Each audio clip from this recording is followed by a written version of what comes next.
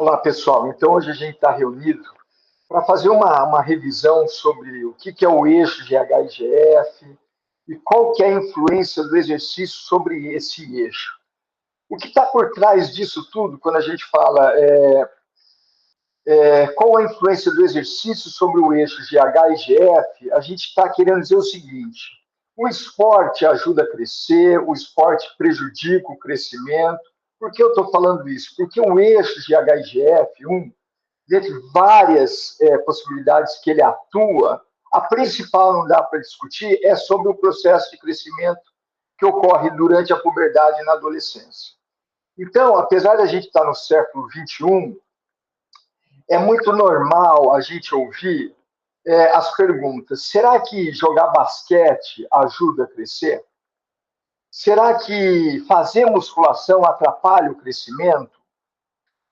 E ginástica artística, deixa abaixo mesmo? Poxa, na Olimpíada, na ginástica artística, as meninas são todas baixinhas. É por causa do impacto que a ginástica artística provoca sobre as articulações, sobre o sistema muscular?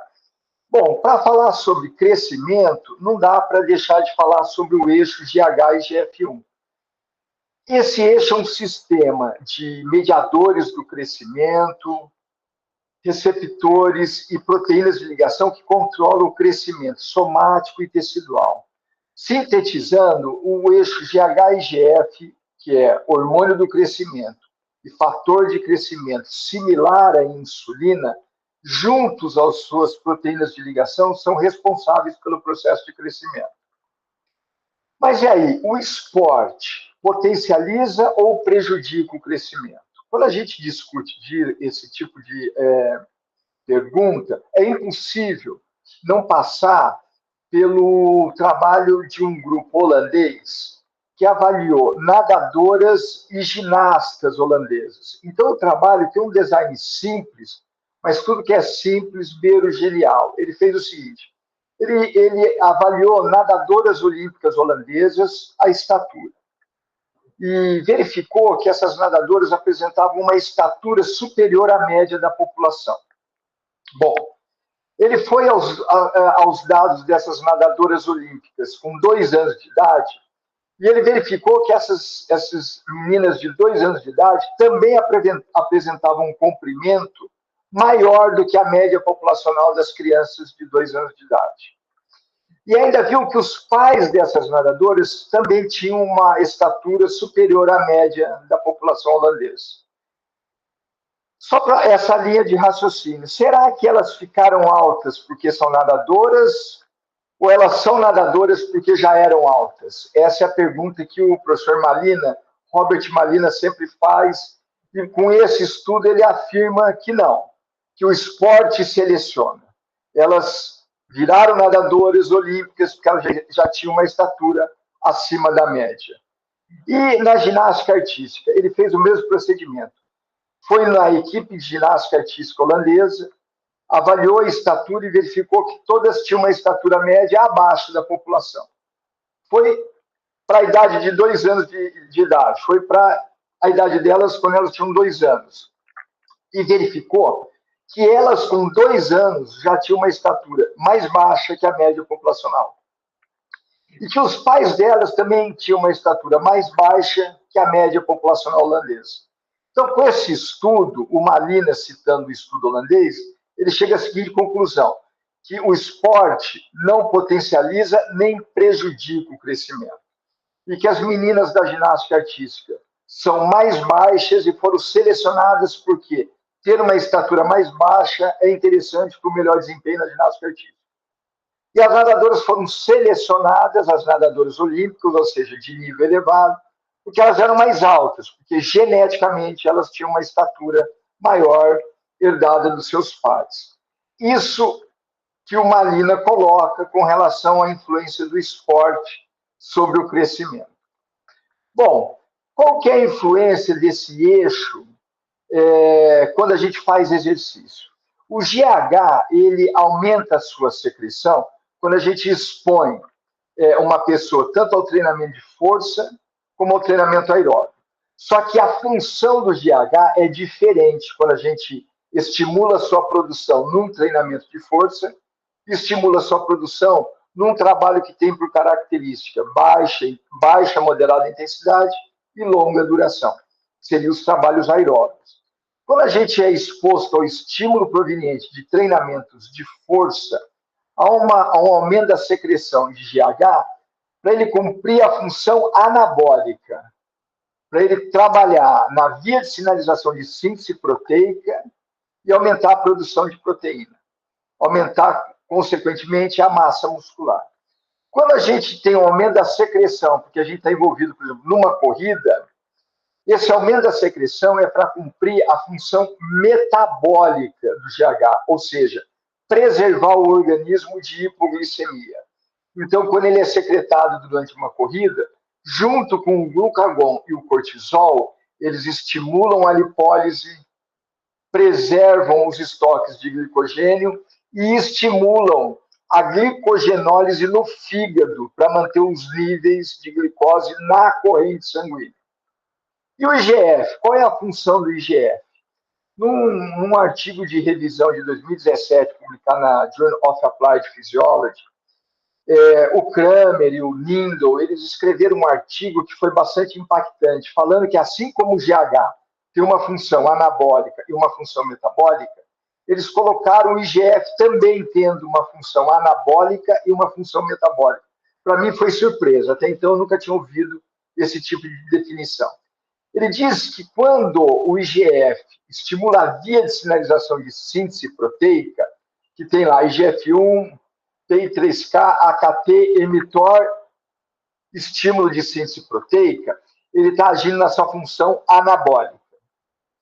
E quando o IGF, ele vai lá, pega o núcleo de células satélites e acopla a células musculares com o objetivo de aumentar o núcleo dessas células, ele está tendo a sua função metabólica.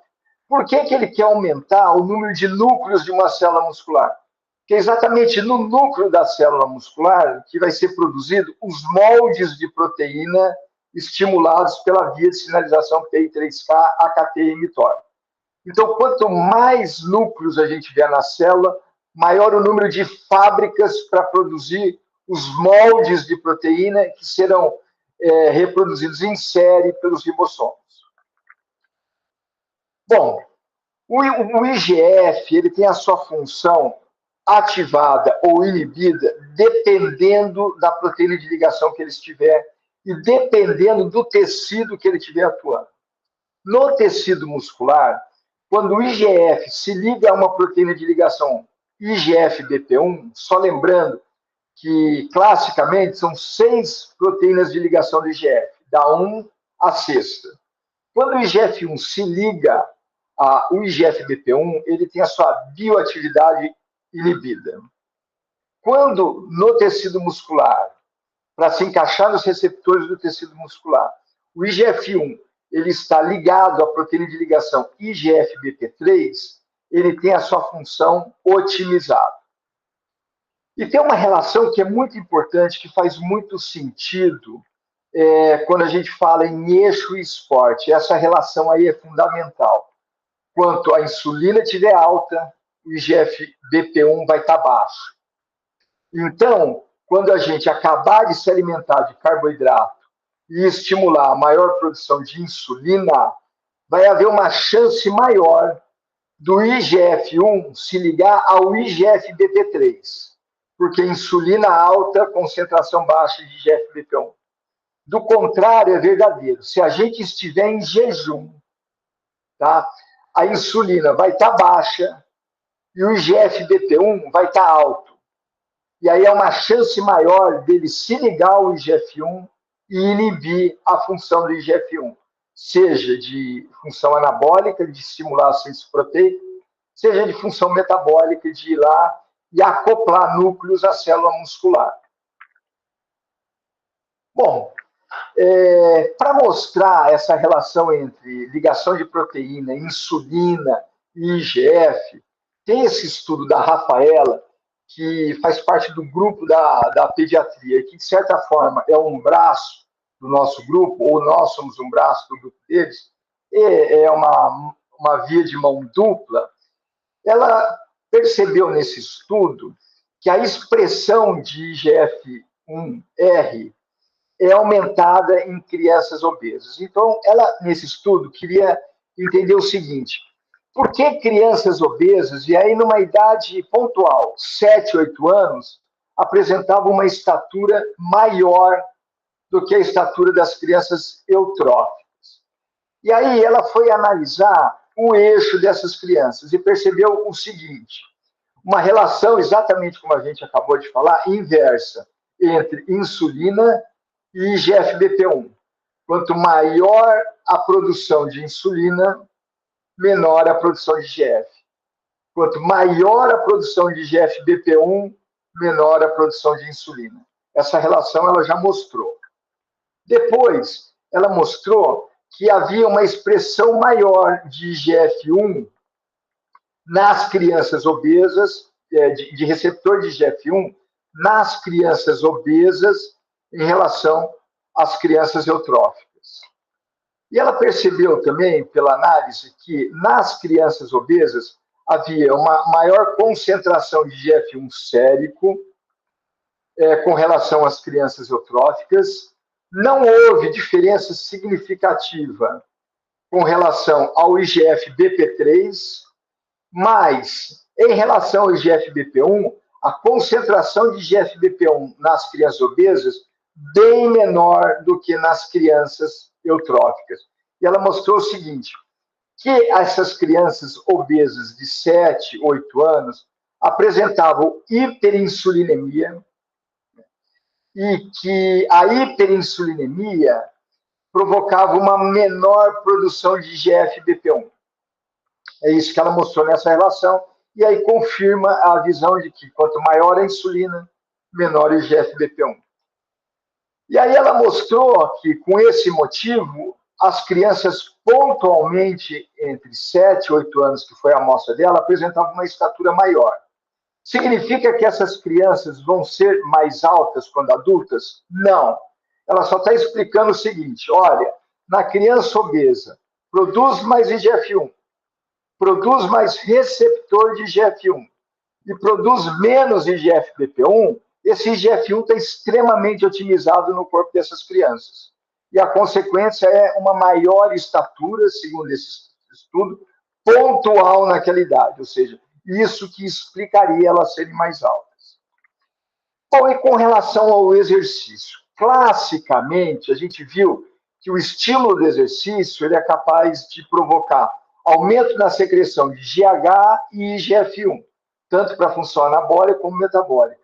Mas nesse estudo de um grupo israelense, eles verificaram, ao avaliar lutadores de luta greco-romana ou wrestling, que num design que eles chamam de real life, ou seja, dosar esses hormônios do eixo, esses mediadores de crescimento, antes de um treino tradicional e imediatamente após um treino tradicional. Então eles chegaram para o treinador e falaram, olha, qual que é um treino que caracteriza, que tradicionalmente é usado pelos atletas de luta greco-romana? Eu quero que você aplique esse treino. E eles analisaram qual foi o comportamento do eixo antes e após esse treino, ou seja, eles analisaram o comportamento desse eixo de forma aguda e verificaram o seguinte, que ao invés do que a literatura vinha sinalizando que o exercício estimula o aumento da secreção, surpreendentemente, nessa sessão de treino, houve uma redução do IGF total, uma redução do IGF livre, uma redução do IGF ligado e também uma redução de insulina. E ele percebeu que essa supressão, por enquanto eu vou falar supressão do eixo, foi acompanhado pelo aumento da produção de citocinas, das quais a mais representativa foi a interleucina 6, TNF-alfa, que aumentaram na proporção que caiu o IGF e os mediadores de crescimento. E nesse estudo, os autores eles explicaram que parecia que há uma relação entre a diminuição sérica de IGF com a elevação da produção de citocinas pró-inflamatórias, interleucina 6 e TNF-alfa. A gente se interessou por esse resultado diferente que a literatura vinha indicando e aplicamos o mesmo design experimental, só que no jiu-jitsu. Por que no jiu-jitsu? Porque o Brasil é uma referência nesse tipo de luta, assim como a luta greco-romana é o que identifica os Estados Unidos e alguns países do leste europeu. E aí a gente fez o protocolo que foi imediatamente antes da sessão de treino e imediatamente após a sessão de treino. E o treino foi feito o mesmo pedido para o treinador, aplicar um treino tradicional de Gil. E o treino tradicional de Gil foi o rola. Então houve uma parte inicial com aquecimento, uma parte principal que foi o rola, ou seja, um atleta lutava com vários colegas num sistema de circuito extremamente extenuante, uma intensidade extremamente alta, e depois uma volta calma com alongamento. O que a gente percebeu num primeiro momento com relação aos valores de GF1? Que não houve diferença significativa entre o pré e o pós. Isso nos causou um espanto, porque esses atletas, além de terem feito um treino forte, como os lutadores de luta greco-romana, de wrestling, eles também estavam uma semana antes do Campeonato Brasileiro e vinham de uma dieta muito vigorosa. Pouquíssimo carboidrato, pouquíssima gordura e uma dieta mais baseada em proteína. E mesmo nessa situação, a gente não conseguiu verificar mudança significativa. Até que a gente começou a olhar com mais calma, depois da frustração, que não devia ter acontecido, é que os valores pré-treino já estavam muito baixos. Eu lembro, a média do IGF-1 foi 168 nanogramas por mililitro, 168. E ficou por volta de 167 no pós-treino. E esses atletas, pela faixa etária deles, deveriam estar entre 300 a 600.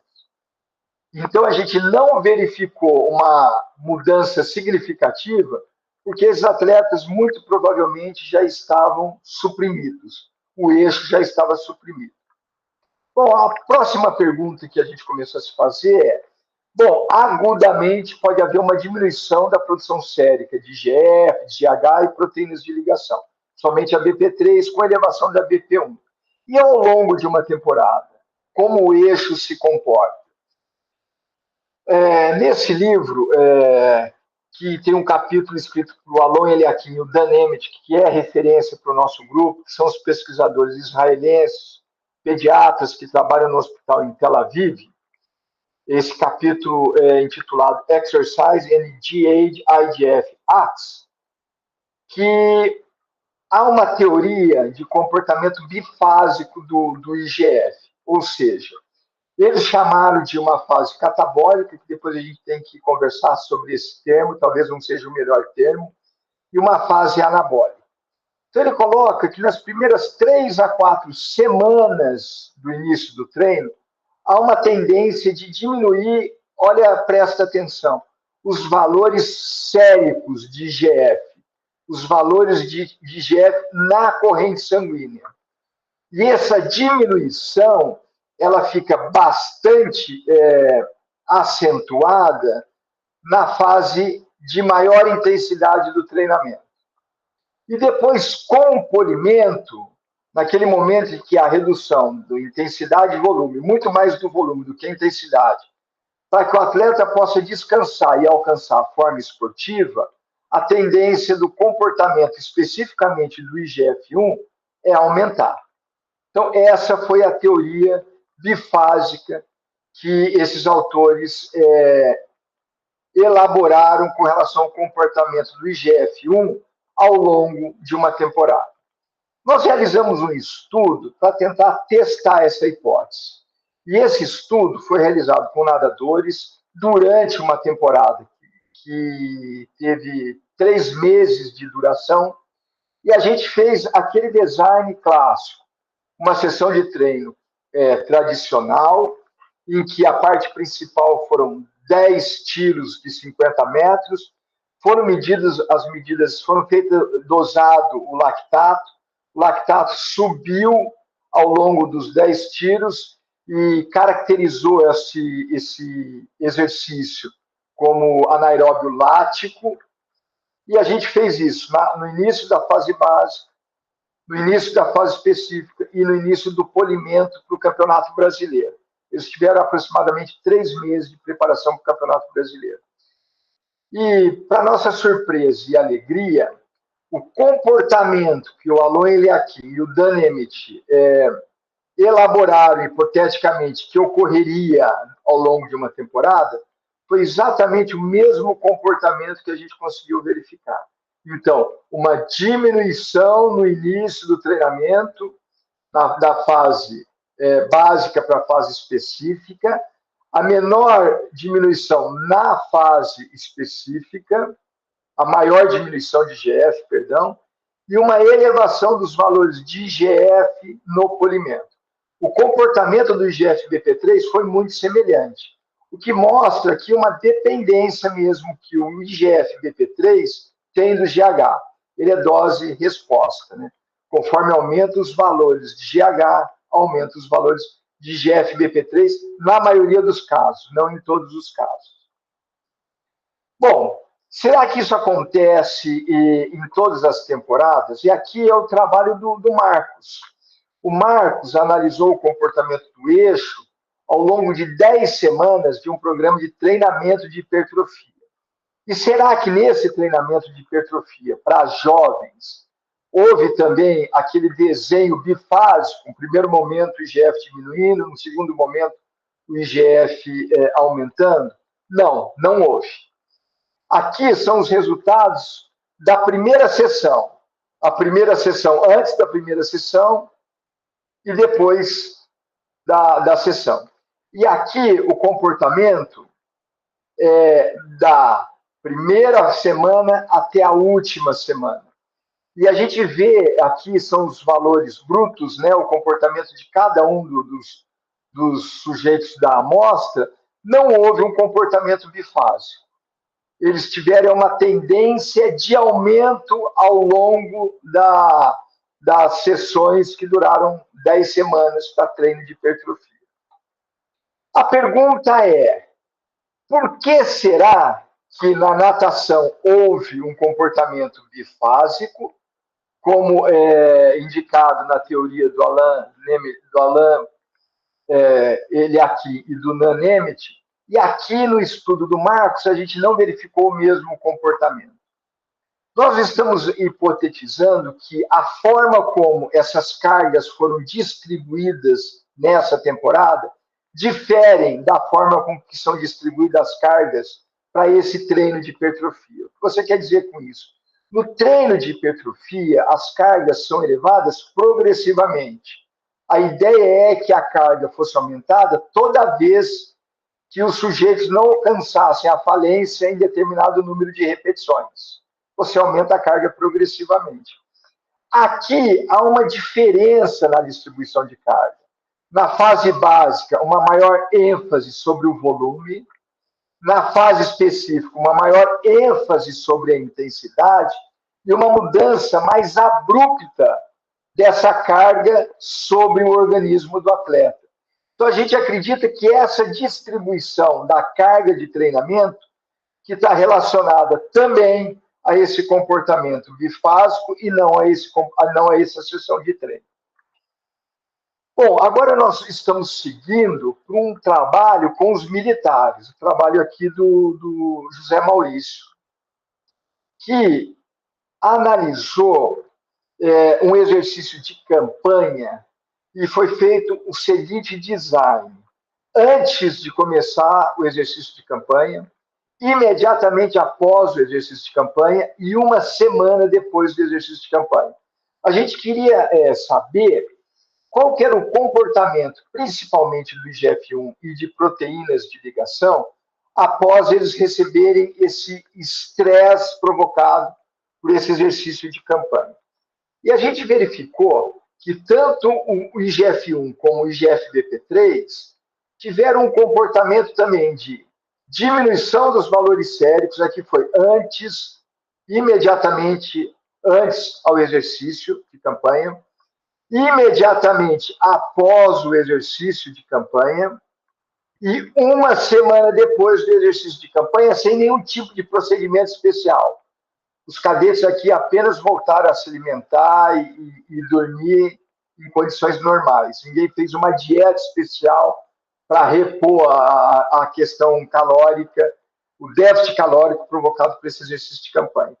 Se a gente for analisar, o design é muito parecido, desculpa, o comportamento, o desenho aqui é muito semelhante entre o que a gente verificou nos militares e o que a gente verificou nos nadadores. Uma diminuição e depois uma elevação. Um comportamento bifásico. A pergunta agora, já finalizando essa apresentação, é: será que esse comportamento, diminuição sérica do IGF e do IGF-BP3, que ocorreu na natação, pode ser explicado, ter a mesma explicação que essa diminuição sérica de IGF-1 e IGF-BP3 ocorrido no exercício de campanha? Será que foi a mesma coisa que motivou essa diminuição? E aí a gente se vê em duas possibilidades.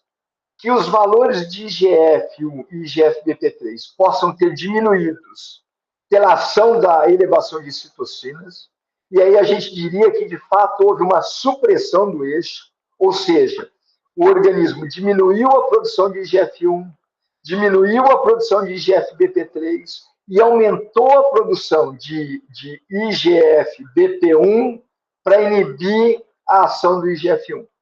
Esse seria o motivo um dos motivos da diminuição do IGF-1 ao longo de uma temporada. Mas uma outra explicação seria por aumento de absorção tecidual. Olha esse desenho que o Alon Eliakim e o Dan Emmett colocaram num artigo de revisão, que mostra o seguinte: os valores de IGF-1 local, ou seja, medidos no músculo durante um exercício, durante a duração de um treinamento, os valores de IGF-1 vão aumentando no músculo. Mas ele coloca que provavelmente esse aumento não tenha sido em função de maior produção local. Ele diz o seguinte: provavelmente aumentou dentro do músculo, porque aumentou a absorção. Por que ele diz isso? Porque ao mesmo tempo que aumenta no local, diminui no soro. Então ele fala, está aumentando aqui no local, porque diminuiu aqui no soro. Então, esse momento que a gente diria lá naquele desenho de diminuição, não estaria havendo uma supressão, e sim uma maior absorção. Lembra naquela figura? Que primeiro caía e depois aumentava, olha só. Mas quando cai no soro, aumenta no músculo. E depois volta a aumentar no soro outra vez, como o design da natação. Então a gente aqui estaria afirmando que não houve uma supressão, e sim uma maior absorção. Quando ocorre a maior absorção tecidual, que é o que a gente acredita que houve na natação, isso é excelente, porque uma maior absorção tecidual de IGF vai estar relacionado, por exemplo, a ganho de massa muscular e a melhora, por exemplo, nos desempenhos de força. Foi isso que a gente verificou aqui. No polimento, quando houve a diminuição da intensidade e volume do treinamento, os atletas apresentaram melhoras em testes que representavam a força e potência. No momento de polimento. Isso a gente não verificou na fase específica e não verificou na fase básica. Então, a absorção tecidual seria algo excelente e que contribuiria para a melhora da forma esportiva de um nadador. E a supressão do eixo? Quando é que ocorreria a supressão do eixo? A supressão do eixo ocorreria quando a gente tiver uma combinação de restrição calórica e treino intenso. Quando acontecer isso, provavelmente não vai estar ocorrendo uma maior absorção, mas um déficit calórico que provoca, não estaria havendo uma maior absorção, mas um déficit calórico que provoca uma supressão efetivamente do eixo. Então, geralmente esportes, como as lutas, o balé, a ginástica artística, a ginástica rítmica, que tem uma relação entre desempenho e peso, em que é aplicado treino intenso e se costuma fazer restrição calórica, nesses atletas pode ocorrer a supressão do eixo. E se isso for de forma crônica, em adolescentes que estão na fase de crescimento durante a puberdade, isso poderia prejudicar o crescimento. Mas com isso, eu não quero condenar o judô, o jiu-jitsu ou qualquer outra luta, e nem o balé, a ginástica artística e a ginástica rítmica. Sempre esses esportes vão provocar o prejuízo do crescimento? Não. Não é o esporte que provoca. É a combinação de restrição calórica e treino intenso. Como isso é algo comum nesses esportes, pode ocorrer mais facilmente nesses tipos de esporte. Mas um adolescente pode não estar envolvido com esporte. Se ele passar por uma restrição calórica severa, apenas com a restrição calórica severa, ele pode ter prejuízo no seu crescimento. Para ir no mundo das suposições, eu trago aqui o exemplo do Arthur Zanetti. O Arthur Zanetti está aqui junto com o pai e a mãe dele. E vocês percebam que ele é muito mais baixo do que o pai e a mãe. Mas aí vocês poderiam falar, mas é certeza que o pai é o que está aqui do lado? Então, olha como a foto dele com o irmão não dá para não perceber que são irmãos. Olha o tamanho do irmão dele, olha o tamanho dele. A pergunta é, será que o Arthur Zanetti, envolvido com esporte, que envolve intensidade e preocupação com peso, restrição calórica, ao longo do tempo teve um prejuízo do seu crescimento, porque o seu eixo ficou suprimido cronicamente? Eu penso que esse é o desafio para a gente agora. É a gente monitorar esportes e falar, olha, houve maior absorção. Olha, houve efetivamente supressão. E a gente ficar mais tranquilo com relação ao processo de crescimento de atletas adolescentes que se encontram na puberdade. É isso aí, gente. E agora a gente vai ficar para as nossas discussões.